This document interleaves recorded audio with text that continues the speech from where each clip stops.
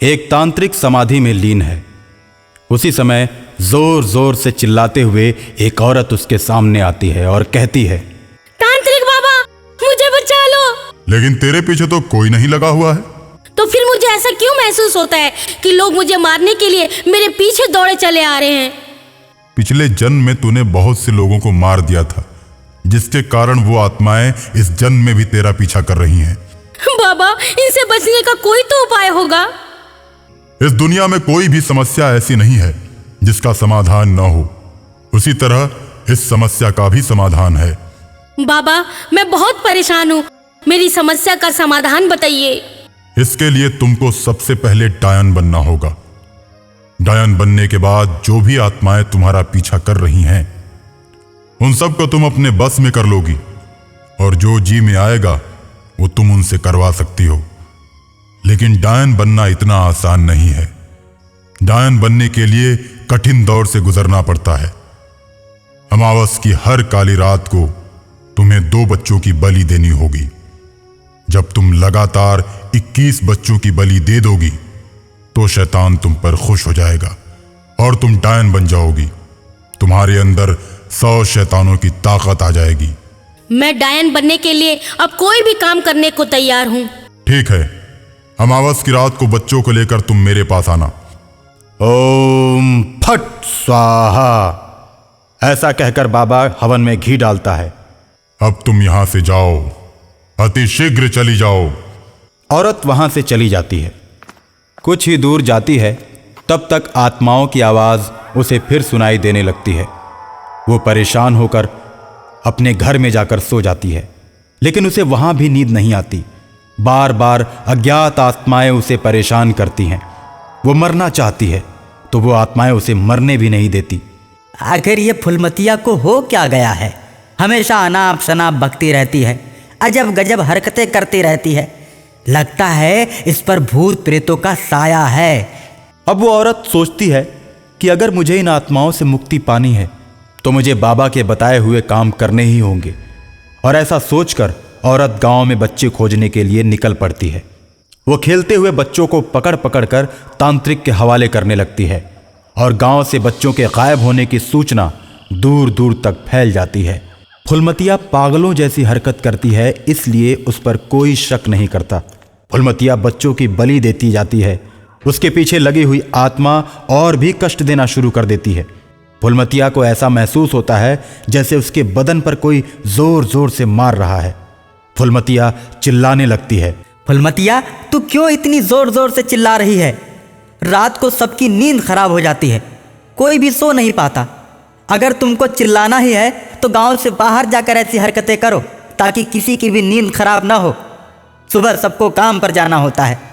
रात में अगर नहीं सोएंगे तो सुबह हम लोग काम नहीं कर पाएंगे। तुम तो परेशान हो ही, गांव वालों को भी परेशान करती हो।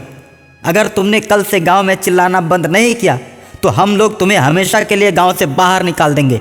मुझे तुम लोग गांव से क्या निकालोगे? मैं खुद ही चली जाती हूँ। लेकिन आज तो मेरे जाने के बाद, आज तो बच्चे गायब हो रहे हैं, लेकिन कल तुम भी गायब हो जाओगे। शैतान किसी को भी नहीं छोड़ेगा। जैसे मुझे पागल बना दिया वैसे ही तुम लोगों को भी पागल बना देगा। अरे कौन सा शैतान? कैसा शैतान? तू इस शैतान के बारे में क्या जानती है?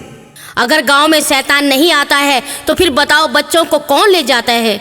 मैं कमजोर हूँ, इसलिए तुम लोगों को सिर्फ मैं ही दिखाई देती हूँ।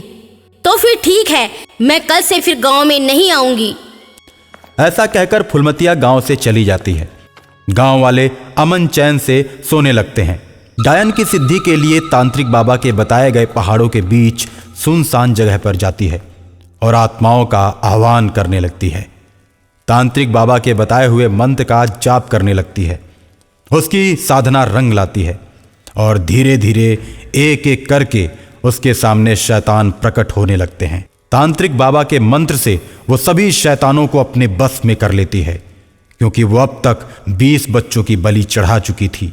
सबसे बड़े शैतान को खुश करने के लिए उसे अब 21वें बच्चे की तलाश थी।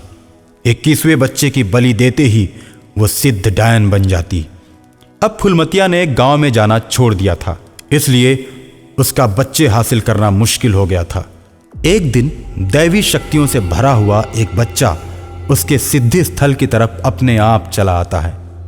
उसके पूजा के सामान के साथ खेलने लगता है। पूजा के सामान को जैसे ही वो इधर उधर बिखेरता है, फुलमतिया चली आती है और कहती है, तुम तो बहुत ही प्यारे बच्चे हो, लेकिन नटखट भी हो। तुमने मेरे पूजा के सामान को खेल खेल में ही नष्ट कर दिया। आंटी आंटी, मैं तो बच्चा हूँ, मुझे तो कुछ ना कुछ खेलने के लिए चाहिए ही। तुमने तो खिलौने रखे ही नहीं है, तो मैं क्या करता। आंटी मुझे भूख भी लगी है, कुछ खाने को हो तो दो। इतनी सुनसान जगह में परिंदा भी पर नहीं मारता। तुम कैसे आ गए? लगता है दाल में जरूर कुछ काला है। आंटी नहीं, मैं तो भटकता भटकता खेल खेल में यहाँ चला आया। मेरे मम्मी पापा मुझे खोज रहे होंगे, लेकिन मुझे भूख भी तो लगी है। मुझे कुछ खाने के लिए दो, फिर मैं वापस घर चले जाऊंगा। बेटा, जब तूने मुझे आंटी कह दिया तो 2-4 दिन मेरे साथ रह ले, फिर अपने घर चले जाना। फुलमतिया को बैठे बिठाए 21वां बच्चा मिल गया। फुलमतिया मन में सोच रही थी कि अब इसकी बलि देकर मैं सिद्धि प्राप्त कर लूंगी। अमावस की काली रात आ ही जाती है और उस काली रात को फुलमतिया के पास तांत्रिक और शैतान दोनों पहुंच जाते हैं। अमावस की रात में बच्चे को खूब खिलाया पिलाया जाता है। बच्चा जो भी चीज खाने को कहता है सब उसे लाकर दिया जाता है। उसके बाद बच्चे को माला पहनाकर, काला टीका लगाकर, हाथ में फरसा लिए शैतान खड़ा हो जाता है।